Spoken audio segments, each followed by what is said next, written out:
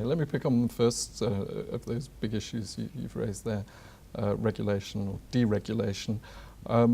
It's also bound up, if you have regulation in place, there's a danger of regulatory capture, and that's bound up in turn with lobbying. I'm just wondering whether you feel those are also three important areas and what one can do to address those areas.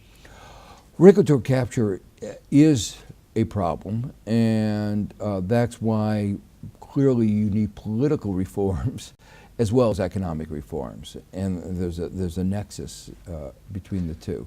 Yeah. But there are some forms of regulation that are more immune from regulatory capture than others. I mean, for instance, that was why the separation between commercial banks and investment banks was was a good idea. It didn't require the same kind of micro regulations that you require in lots of other areas. You just have clean separation. Sure. And that's why the banks can pile it in and make so many, work so hard to get rid of it. The interesting thing is that Sandy Weil, the person who put together Citibank, and as you may know, the repeal of the Glass-Steagall was really as a result of lobbying by Citibank, right, because they wanted to form this mega bank.